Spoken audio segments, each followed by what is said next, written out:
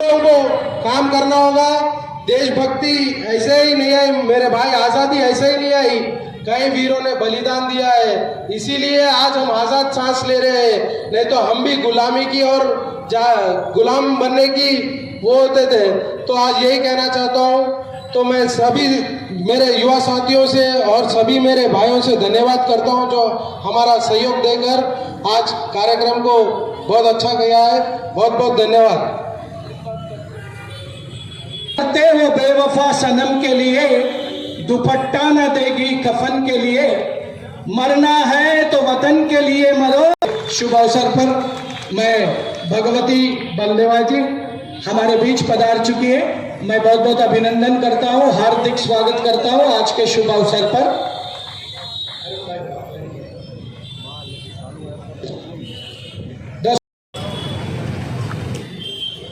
एक बार दोनों हाथ उठाकर, क्योंकि बेगम बाजार छतरी पर साक्षात माँ भारती की ये प्रतिमा विराजमान है। इतनी खूबसूरत भारत माता की प्रतिमा देश में बहुत कम जगह पर है और मेरा ये मानना है कि आज स्वतंत्रता दिवस के दिन माँ भारती की इस प्रतिमा में प्राण भी होंगे और वो हमारी आवाज को सुन भी रही होंगी। तो दोनों हाथ उठाकर एक बार जोर से माँ भारती का जयकार करेंगे। भारत माता की, भारत माता की, वंदे वंदे वंदे। बहुत बहुत आभार आप सभी को। स्वाधीनता दिवस की बहुत बहुत शुभकामनाएं। मैं आभार व्यक्त करना चाहता हूं इस युवा प्रखर तेजस्वी राष्ट्रभक्त लड्डू यादव का और उनकी पूरी भगत सिंह युवा सेना का, जिन्होंने पिछले 8 सालों से लगातार 15 अगस्त के दिन ये तिरंगा रैली का आयोजन कर रहे हैं। और कितनी बार तो इनके आयोजन में मना करने की बात की गई, रोक लगाने की बात की गई, बैन करने की बात की गई, अनुमति नहीं देने की बात की गई। तो इन्होंने कहा कोई तलवार लेके थोड़ी निकल रहे हैं, तिरंगा लेके निकल रहे हैं, देखते हैं कौन रोक सकता है, तिरंगा तो निकलेगा। नमन करता हूं लड्डू यादव जी के पिताजी जो मंच पर उपस्थित हैं, भगवती दीदी जो उन्होंने अभी अभी हम सबको संबोधित किया, मंच पर उपस्थित सभी गणमान्यगण और यहां आए मां भारती के सभी आराधक, मां भारती की पूजा करने वाले सभी लोग, आप सबको बहुत बहुत नमन। आज का दिन केवल अपनी स्वाधीनता को, उसके उत्सव को मनाने का दिन नहीं है। आज का दिन केवल शहीदों को याद करने मात्र का भी दिन नहीं है। आज का दिन संकल्प लेने का दिन है। आज का दिन अपने सबक को याद करने का दिन है। आज सुबह ही मैं एक कविता पढ़ रहा था, उसमें यह था कि यह आजादी कहने की बात हो सकती है कि आजादी केवल किसी आंदोलन से या केवल किसी अहिंसात्मक तरीके से आई होगी, लेकिन सत्य यह है कि 1757 में जब सिराजुद्दौला पलासी का युद्ध लड़ने के लिए उतरा था, तब से लेकर 1947 तक न जाने कितने लाखों करोड़ों लोगों के बलिदान के बाद हमको यह स्वतंत्रता मिली है। सिराजुद्दौला की बात मैं क्यों कर रहा हूं आज? क्योंकि जब सिराजुद्दौला की लड़ाई अंग्रेजों से हो रही थी, तो आपको पता है सिराजुद्दौला के पास कितने सैनिक थे? 18,000 सैनिक थे। कितने सैनिक थे? 18,000। और अंग्रेजों के पास कितने सैनिक थे? 300। कितने सैनिक थे? ये बात, ये सबक, ये हमें आज जानना भी जरूरी है और याद भी करना जरूरी है।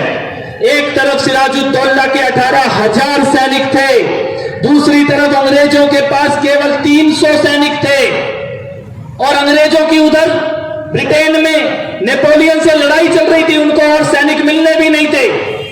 अंग्रेजों ने ढूंढा कि सिराजुद्दौला के 18,000 सैनिकों को हराने का एक ही तरीका है, इनके अंदर कोई गद्दार ढूंढो, कोई गद्दार ढूंढो। अगर अंदर बैठा हुआ कोई गद्दार मिल गया तो 18,000 की सेना को 300 वाले भी हरा देंगे।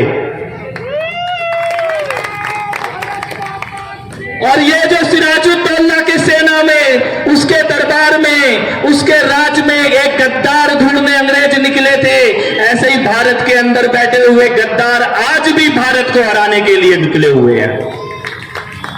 तो अंग्रेजों ने ढूंढा कौन होगा गद्दार। सिराजुद्दौला के दरबार में एक गद्दार मिल गया, उसका नाम था मीर जाफर।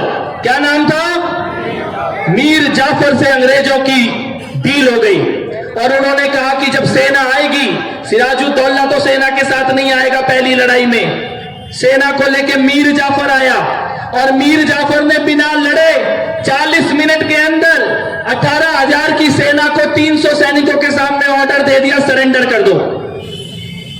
और एक मीर जाफर ने, एक गद्दार ने, एक नमक हराम ने वो जो सरेंडर किया, उसके बाद 200 साल तक भारत को गुलामी का सामना करना पड़ा।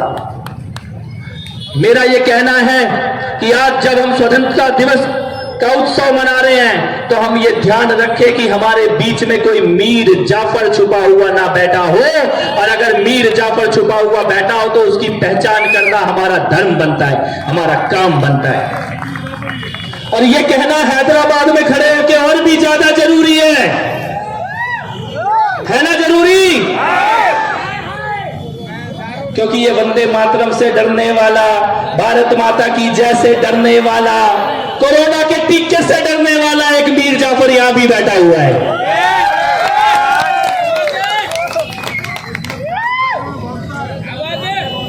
और वो मीर जाफर आजकल योगी जी के यूपी में जाने का प्लान बना रहा है।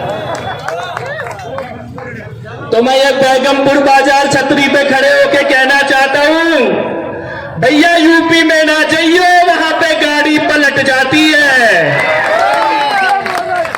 वहां एक्सीडेंट हो जाता है। कहीं ऐसा ना हो कि यूपी के चक्कर में ये जो छोटी सी दुकान इधर अपनी हैदराबाद में चला रहा है, भाइयों के समेत वो भी बंद करके जाना पड़े। जाएगा ना? स्वाधीनता दिवस के बलिदानियों के साथ यह भी याद रखना जरूरी है कि स्वतंत्रता को पाना जितना मुश्किल होता है, स्वतंत्रता को बना के रखना उससे भी ज्यादा मुश्किल होता है। आजादी को लेना जितना कठिन कार्य होता है, आजादी को बना के रखना उससे भी ज्यादा दुष्कर कार्य होता है। आज के अफगानिस्तान की हालत देख लो, आज अफगानिस्तान की हालत देख लो। अगर कमजोर लोग, अपने धर्म को भूल के बैठे हुए लोग कट्टरता के आगे घुटने टेकते हैं तो आजादी बहुत दिनों तक बची नहीं रहती है। आज उनकी बहु बेटियों के साथ जो हो रहा है, आज से 1400 साल पहले, 600 साल पहले, 700 साल पहले, 500 साल पहले भारत में भी यही करने की कोशिश की गई थी और वो विचारधारा बदली नहीं है।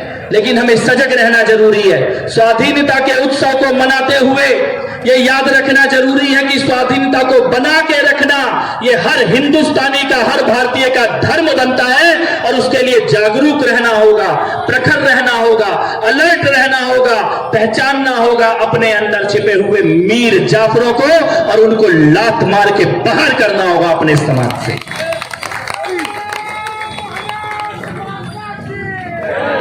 आज हमारा सौभाग्य है इस देश में एक ऐसे यशस्वी प्रधानमंत्री हैं जिनका भारत के प्रति समर्पण, धर्म के प्रति आस्था और मीर जाफरों की पहचान करना जिनको बहुत अच्छे से आता है।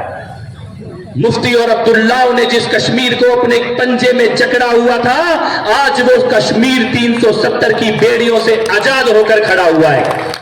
आज सुबह की एक बात आप लोगों को बता देता हूं, आपने शायद सोशल मीडिया में देखा हो, अभी आप जब घर जाएंगे तो टीवी में भी आप देखेंगे, आतंकवादी बुरहान वानी का बाप आज कश्मीर में खड़ा होकर जनगण मन गा रहा है। जिहादी और आतंकवादी जमीन के नीचे गड़े हुए हैं और उनके बाप तिरंगा लेके जनगण मन गा रहे हैं। ये है आज का नया भारत। ये बुरहान वानी का बाप का कोई दिल नहीं बदला, कोई खुश होके नहीं गा रहा, लेकिन भारत की सरकार का ऑर्डर आया है, अगर तिरंगा नहीं फहराया तो तेरी नौकरी भी छीन ली जाएगी और घर में बैठा दिया जाएगा। ये नया भारत है। यहां आप घर घर से अफजल नहीं निकलते, जिनके घर से बुरहान वानी निकलते थे उनके बाप को भी तिरंगा पकड़ के खड़ा होना पड़ता है। ये नया भारत है। इस भारत के नागरिक के नाते हम सबकी जिम्मेदारी बनती है संकल्प लेकर देशभक्ति में।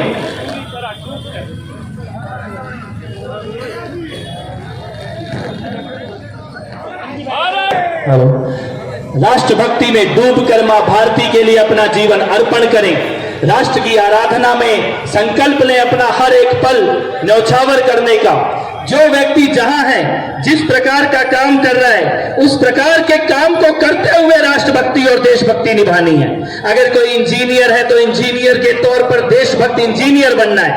अगर कोई डॉक्टर है तो डॉक्टर के तौर पर देशभक्त डॉक्टर बनना है। कोई मेहनत का काम करता है, कोई व्यापारी का काम करता है, कोई भी काम कर रहे हैं देशभक्ति के साथ करना है। सबसे पहले अपने देश को, अपनी मां भारती को चिंतन करना है, उसके बाद अपना परिवार का या घर का सोचना है। तो एक बार दोनों हाथ उठा के संकल्प लेते हैं मां भारती का जयकार करके कि अपना जीवन मां भारती के लिए अर्पित करेंगे। दोनों हाथ पीछे तक उठाइए, पीछे तक। हर एक भारत मां से प्यार करने वाले हर एक व्यक्ति का हाथ उठाओ। यहाँ जो लोग सुन रहे हैं उनका भी। भारत माता की जय, भारत माता की जय, वंदे वंदे।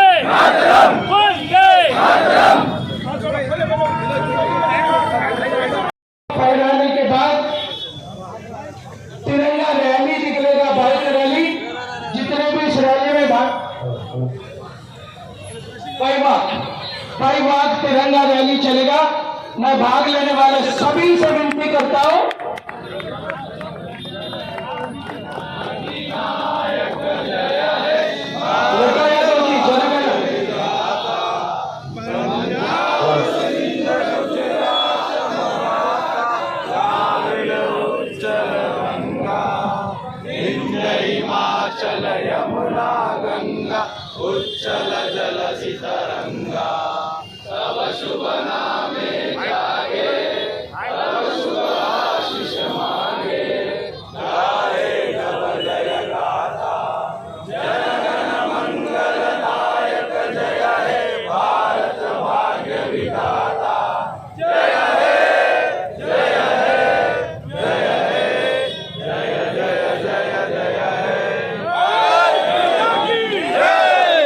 जले एक ऐसे जहां में जो जायके की दुनिया हो, पसंद आपकी हो वहां पर जहां इंतखाब आपका हो।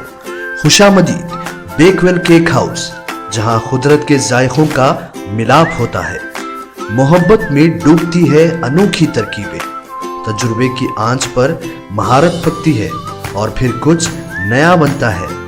बेकवेल केक हाउस के नए डिलीशियस दम के रोल्स, असली घी और खालिस बटर में तरबदर, काजू पिस्ता बादाम के लज्जतदार मिलावट के साथ जायके खुशियों के।